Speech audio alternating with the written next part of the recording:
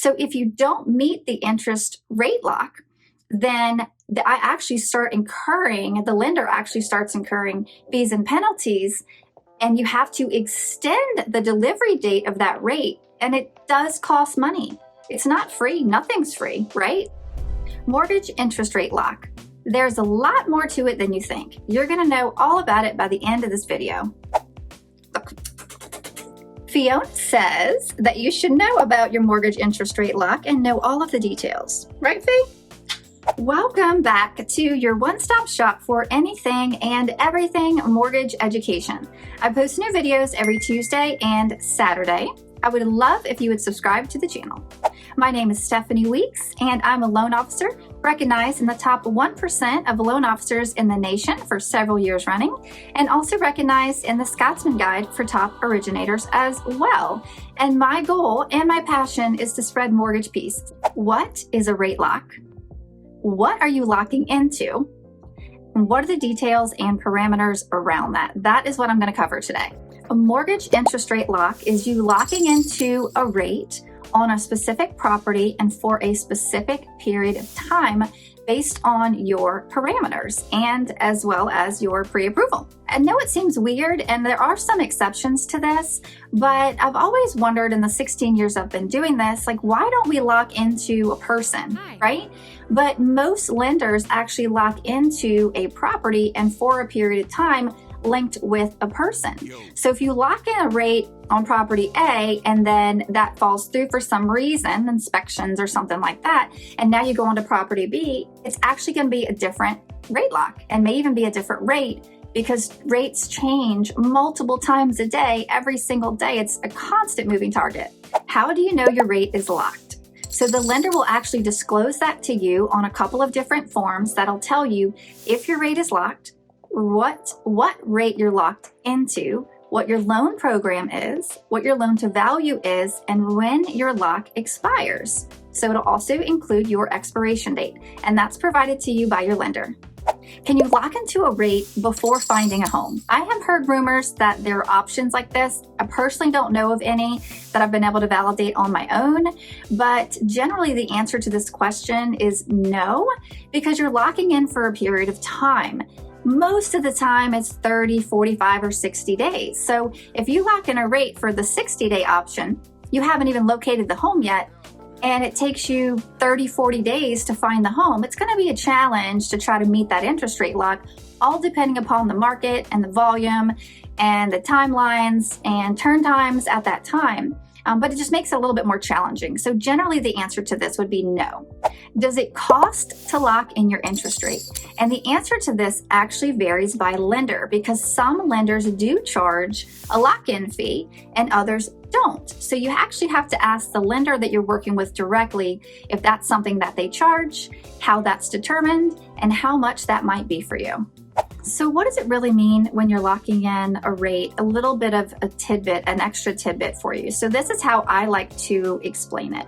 And what happens when or if you don't meet that lock expiration? So having been doing this for 16 years, I've definitely heard people, when you're in the moment of having to pay to extend the interest rate, I've definitely heard people say, oh, that's just a junk fee. That's not really true.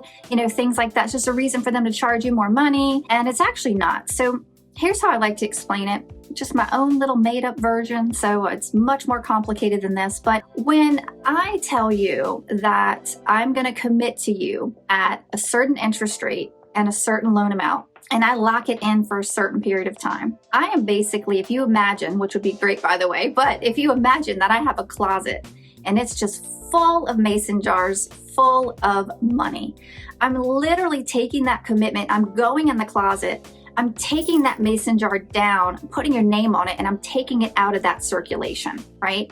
And I'm making that commitment that I'm going to deliver that loan and deliver that rate by a certain period of time. So if you don't meet the interest rate lock, then the lender actually starts incurring fees and penalties, and you have to extend the delivery date of that rate, and it does cost money. It's not free. Nothing's free, right? So that's why sometimes you'll see that if you end up in that situation, you'll see that charge. Not a junk fee, not made up. It's actually a valid charge. Another common misconception of that is that people think, well, then let me just forget it. Just, let it expire and I'll relock it the next day. Not also how it works. There's relock fees, there's relock processing, there's just a number of things that go into that as well. So depending upon your lender and their lock policy will depend upon if that's an option for you. Sometimes it's actually cheaper to pay that extension fee than to let the lock expire, have to relock, renegotiate, maybe pay extra fees to get that same or maybe even a higher rate. It is all case by case. So the bottom line is locking in your interest rate is securing you for a certain property for a certain period of time to make sure you close on a certain date, to honor that rate, and to not incur any additional fees. I absolutely love doing these videos, and of course, I'm sure as anybody can imagine, when you are doing something like when I'm in my loan officer zone, like I got it, I know it, I know the answers, I know what to do, I know how to do it.